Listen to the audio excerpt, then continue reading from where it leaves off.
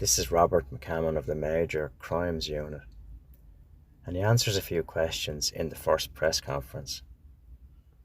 I'm just going to make what I will of what he says, and some of what he says is very interesting, and I'll try to explain that. MCCAMON is the last name. So Major Crime became involved earlier in the investigation. We're able to bring in. Very early in the investigation could well be the Monday, and it could be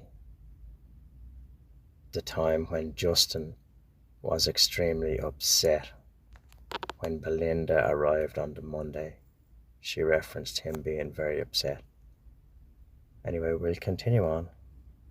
Some specialized knowledge and skill sets, and we help with the information management and decision making.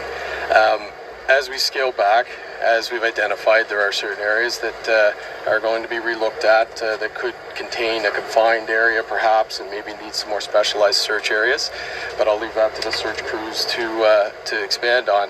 And we're going to continue pursuing any leads or information that comes in, and the stuff that we do have. We have engaged in all areas of the RCMP. All tools that are available to us are being considered and engaged when appropriate.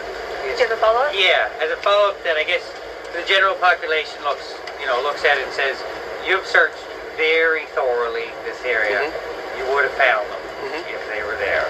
Which then makes people, certainly on social media, people are assuming, rightly or wrongly, that there's a criminal element to this. Sure. And can you, I know, what can you tell me about that, your work on that potentially? Well, I can't really speculate on the investigation, obviously. That wouldn't be fair to the process. But we are constantly reviewing every... Let's just stop him there. He nods profusely there to the criminal element question. It just tells me a yes.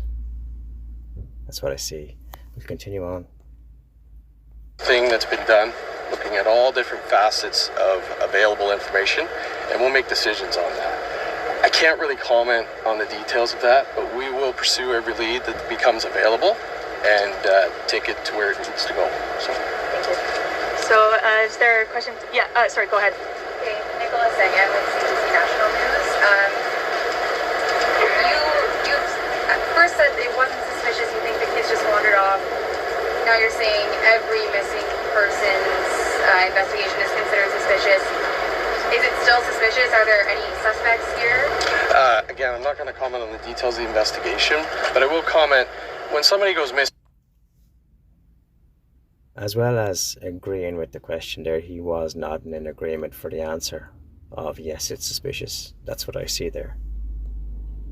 And we become engaged as any police officer, not just major crime. We will look at all the details and make considerations on the information we have, right? When it comes to a missing person, we have to automatically consider are there people that have different charter implications and things like that? So we will automatically start to consider what evidence is pointing us towards a suspicious in nature. Again, I can't comment more than that, but every missing person case, we would approach it from the same process. A methodical collection and review of information with decisions based on that. And the family has said they believe it's an abduction, or they suspect it's an abduction. Are there now any clues or anything leading you to think that might be possible? If we had any information that led that way and we felt that we could provide anything with the public, we would have done that. We would have got that information out. We're working very closely with the family. He's basically saying there is no abduction. That's what I see. And we will pursue every avenue, but again, I'm not going to make any specific comments, but anything that would point towards that, we would immediately take steps to address things that need to be addressed. Glenn Rhodes, CBC. I think this question is most important to Staff Sergeant. You talked about survivability. I was wondering if you could address that specifically, given the ages. And that was basically his turn at the podium.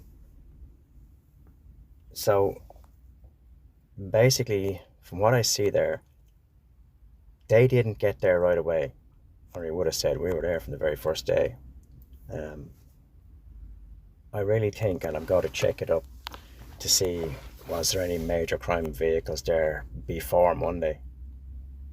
But the way it's looking, I think they arrived Monday. But I'll have to check that. Yeah, he was in agreement with criminal case, and he was in agreement with suspicious, and he was in agreement that it wasn't an abduction. That's all just my speculation from what I can see. So we'll have to see how it goes. All right. Take care and good luck.